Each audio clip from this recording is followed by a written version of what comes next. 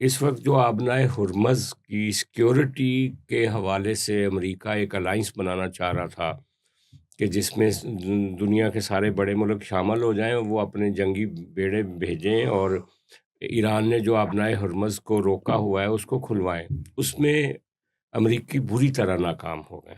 اس وقت تک ابھی تک کی اطلاعات کے مطابق جاپان، آسٹریلیا، ساؤتھ کوریا، چین، فرانس اور برطانیہ نے آبنائے ہرمز کے لیے جنگی جہاز بھیجنے سے انکار کر دیا۔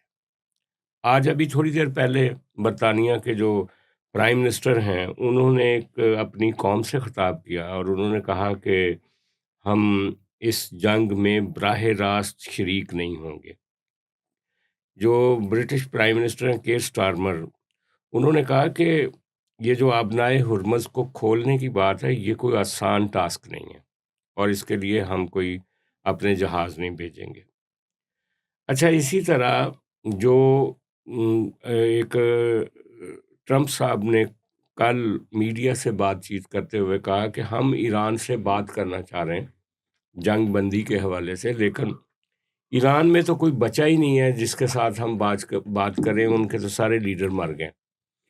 تو اس کے جواب میں ایرانی وزیر خارجہ نے یہ کہا ہے کہ جناب، آپ نے پہلے بھی گفتگو کے نام پہ ایک دھوکہ کیا تھا، ہم آپ سے بات چیت کر رہے تھے، آپ نے پہلے دن جو اٹیک کیا ہماری ساری لیڈرشپ مار دی جو آپ کے ساتھ گفتگو کرنا چاہ رہی تھی، تو لہٰذا اب آپ کے ساتھ گفتگو کا ہمارا کوئی پلان نہیں ہے، ہم اس وقت تک لڑیں گے جب تک ہمارے اوپر اٹیک ہوتے رہے اور ہم اپنے لوگوں کا دفاع کریں گے۔ لیکن جو سب سے بڑی دلچسپ اور بڑا اچھا ایک پہلو ہے وہ یہ ہے کہ آپ کے لیے اور آپ پاکستانی عوام کے لیے ایرانی وزیر خارجہ نے اردو میں ایک پیغام لکھا ہے اور انہوں نے شکریہ ادا کیا ہے کہ اس جنگ میں آپ لوگوں نے جو حمایت کی ہے پاکستانیوں نے اور پاکستان کی حکومت نے ہماری، ہم اس کے لیے شکر گزار ہیں۔ حالانکہ لوگ کہانیاں بڑی سنا رہے تھے کہ ہم سعودی عرب کی وجہ سے ایران پر حملہ کر سکتے ہیں یا ایران کے بارے میں کوئی ایک نیگیٹیوٹی بھی یہاں سے پھیلائی گئی تھی، لیکن ایران سے جو میسج آیا وہ بہت زبردست۔ اور اس کے ساتھ ہی ہم پاکستان میں بہت بڑے انرجی کے بحران کی طرف بڑھ رہے ہیں۔ جو ہمارے ذخائر ہیں انرجی کے، ان کے مطابق صورتحال یہ ہے کہ سیکٹری پیٹرولیم نے بتایا کہ خام تیل کے صرف 11 دن کے، ڈیزل کے 21 دن کے اور پیٹرول کے 27 دن کے ذخائر موجود ہیں صرف پاکستان کے پاس۔ ایل پی جی کے 9 دن کے اور جے پی 1 کے 14 دن کے ذخائر موجود۔ تو اگر یہ جنگ اسی طرح رہتی ہے اور یہ سپلائی لائن نہیں آتی تو پاکستان میں انرجی کا بہت بڑا کرائسس پیدا ہو جائے گا۔ سب سے پہلے ہم بات شروع کرتے ہیں کہ جو امریکہ کوشش کر رہا ہے کہ اس جنگ تو شاید ختم نہ ہو، لیکن وہ چاہتے ہیں کہ آبنائے ہرمز کی سپلائی لائن کو بحال کرنے کے لیے ایک الائنس بنا کے مختلف ملکوں کی فوج کو تعینات کیا جائے تاکہ لوگوں کے جہازوں کی سپلائی جو ہے وہ جاری رہ سکے۔ آبویسلی بہت سارے ملکوں نے انکار کر دیا اس میں شامل ہونے سے۔ تو آبنائے ہرمز ایک معاشی شارک بن چکی ہے اس وقت، یورپ میں بھی آئل سپلائی کے لیے اور ایشیا میں بھی۔ آپ کیا دیکھتے ہیں کہ اس پر جو امریکی کوششیں ہیں وہ رنگ لا سکیں گی؟ جنگ کی ایک قیمت ہوتی ہے جو جیتنے والے کو بھی ادا کرنی پڑتی ہے اور ہارنے والوں کو بھی ادا کرنی پڑتی ہے، اور جو جنگ کی زد میں آتے ہیں نا ان کو وہ قیمت ادا کرنی پڑتی ہے۔ جنگ بڑی ظالم اور بے رحم چیز ہوتی ہے۔ جنگ کو محسوس نہیں ہوتا کہ اس کی وجہ سے کس کس کو نقصان پہنچ رہا ہے۔ انسان جو ہوتا ہے نا، جنگ میں جذبات نہیں ہوتے، جذبات سے وہ آری ہوتی ہے۔ انسانوں میں جذبات ہوتے ہیں۔ ایک جگہ پہ امریکہ کچھ کہہ رہا ہوتا ہے، دوسری جگہ اسرائیل کچھ کہہ رہا ہوتا ہے، تیسری جگہ ایران کچھ کہہ رہا ہوتا ہے۔ تو میں بار بار ایک یونیورسل ٹروتھ کہتا ہوں کہ جنگ میں پہلی شہادت، پہلا قتل عام سچ کا ہی ہوتا ہے۔ جب تک ہم ایکسس لے سکیں، جب تک ہم ریئل ہارڈ کور انفارمیشن تک پہنچ سکیں، کافی ٹائم بیت چکا ہوتا ہے۔ تو یہ جنگ ایسی ہے جس میں سب کو قیمت ادا کرنی پڑے گی۔ سب سے بڑی قیمت تو ایران کو ادا کرنی پڑے گی اور وہ ادا کر بھی چکا ہے۔ اتنی چھوٹی مختصر مدت میں اتنی بڑی تعداد میں لیڈرشپ کا مارا جانا، کوئی اور ملک ہوتا تو میرے خیال میں وہ اس وقت بالکل یتیموں کی طرح ایک یتیم خانے میں پڑا ہوتا، کسی اور ملک کے ساتھ ہی ہو جاتا۔ امریکہ ہے، اس کو پڑی ہوئی ہے کہ وہ تو اکلوتا سپر پاور اس دنیا کا تھا، اس کی بھی کئی جگہ پہ نہیں چل رہی، اس کو بھی کئی جگہ پہ کہنا پڑ رہا۔ ہمارے جو ڈونلڈ ٹرمپ صاحب ہیں، اس کو پتہ نہیں کیوں اب تک سمجھ نہیں سکے کہ یہ کس مزاج کا آدمی ہے۔ یہ ایک ہی وقت میں کسی کو اپنے پیچھے لگا لیتا ہے اور دوسرے کو مخالف کر لیتا ہے، دوسرے وقت میں جس کو آگے لگایا ہوتا ہے اس کو پیچھے لگا لیتا ہے، اور جو پیچھے لگایا ہوتا ہے اس کو آگے لگانا شروع کر دیتا ہے۔ یہ تھوڑا سا نا کوئی کامیڈین ٹائپ کا بندہ بھی ساتھ ساتھ ہے کہ بڑی سنجیدہ بات بھی ہو رہی ہوگی تو یہ کامیڈی کرے گا، یہ ایسی گفتگو کرے گا جس کا اس کو فائدہ بھی ہوتا رہا اس کے پولیٹیکل کیریئر میں۔ تو اس کو سمجھنے سے بڑی جلدی امیدیں وابستہ بھی کر لی جاتی ہیں اور اس سے بہت جلدی مایوس بھی ہو جاتا ہے۔ ابھی تک میری کیلکولیشن اس شخص کے بارے میں یہ ہے کہ بہت جلدی لوگ اس سے امیدیں بھی لگا لیتے ہیں اور بہت جلدی لوگ اس سے مایوس بھی ہو جاتے ہیں۔ 24 گھنٹے 48 گھنٹے 72 گھنٹے میں نے دنیا کو بدلتے دیکھا ہے اسی بندے کی وجہ سے۔ یہ ایک بندہ ہے جو دنیا کو بدلتا ہے، اس کو جو کچھ بھی ہو رہا ہے۔ ابھی بھی میں ڈونلڈ ٹرمپ کو سنجیدگی سے نہیں لیتا، اس کا کوئی پتہ نہیں ہوتا کہ آنے والے وقتوں میں یہ کیا کہہ دے گا۔ اس لیے ڈونلڈ ٹرمپ کا اتنا ہے کہ آپ اس کو ایک حد تک کی اس کی باتوں کو لیں، کیونکہ آپ کو نہیں پتا اس کے پاس سٹاک میں اسٹور میں کیا پڑا ہوگا۔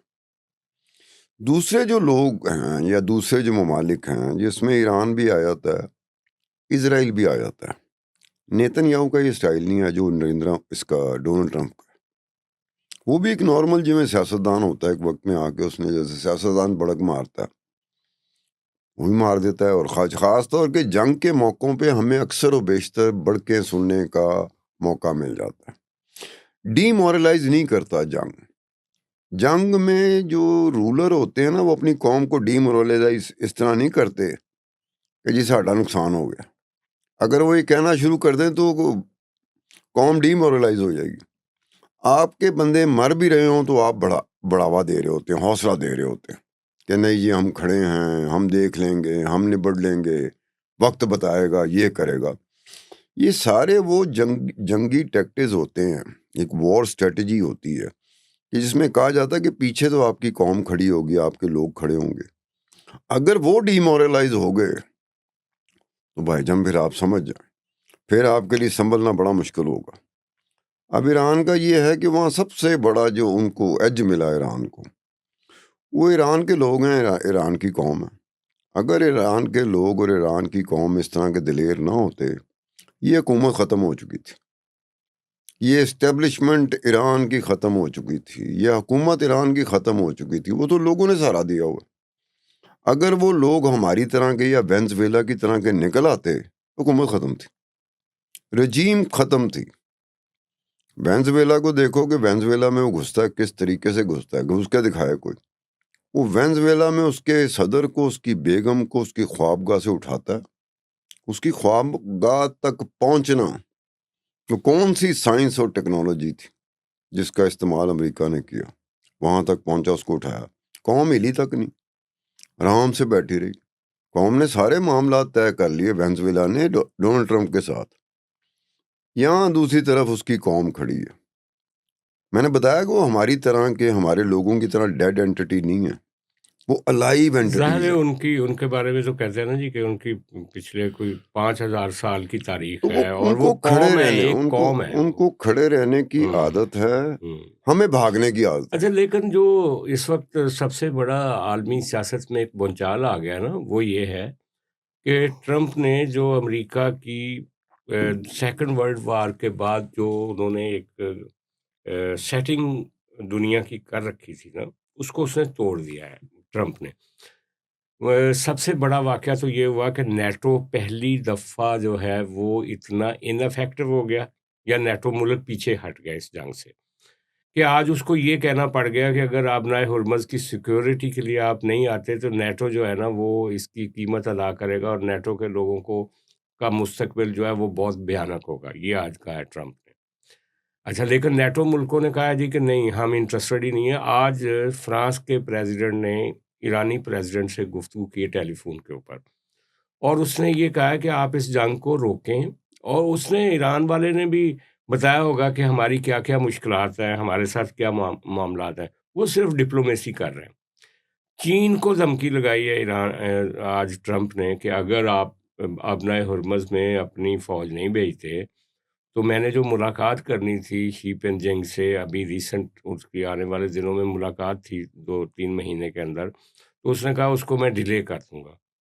تو چائنیز نے کہا کہ ہم امن چاہتے ہیں اس خطے میں، ہم سب کو کہتے ہیں کہ وہ جنگ سے پرہیز کریں۔ یہ وہ انہوں نے ایک ڈپلومیٹک جواب دیا، انہوں نے کوئی اس پہ حامی نہیں بھری۔ اسی طرح جو سب سے بڑے 2 ملک تھے، نمبر 1 نارتھ نارتھ کوریا کے سوری ساؤتھ کوریا، جس کے سر پہ نارتھ کوریا بیٹھا ہوا تھا، تو ساؤتھ کوریا کو امریکہ سیکیورٹی دے رہا تھا۔ وہاں پہ امریکہ کا ایک سب سے بڑا ایک جو تھاٹ وہاں پہ ایک نصب تھا، جو ایئر سیکیورٹی، وہ جو ہوتا ہے آپ کا سسٹم، بہت بڑا سسٹم، اس کو وہاں سے لا کر دوبارہ ادھر خلیج میں لایا جا رہا ہے۔ یعنی ان کو وہ جو ساؤتھ کوریا کی سیکیورٹی اس کو فارغ کیا جا رہا ہے، اور نارتھ کوریا والے نے دوبارہ 2 دن پہلے، بلکہ 1 رات پہلے، اس نے نئے میزائل اپنے ٹیسٹ کیے ہیں، جو کہ ساؤتھ کوریا کا جو سی ہے اس میں، تو وہاں پہ تھریٹ ہے ساؤتھ کوریا کو، لیکن وہاں سے انہوں نے اپنا جو وہ جنگی بیڑا ہے وہ بھی خلیج میں لے آئے امریکی۔ پھر جاپان کی سیکیورٹی جو تھی تھرو آؤٹ امریکہ کے حوالے تھی، وہاں سے بھی یہ اپنا جو ایک نیول جنگی بیڑا ہے وہ واپس خلیج میں لے آئے۔ اتنا پریشر ہے اس جنگ کا امریکہ کے اوپر۔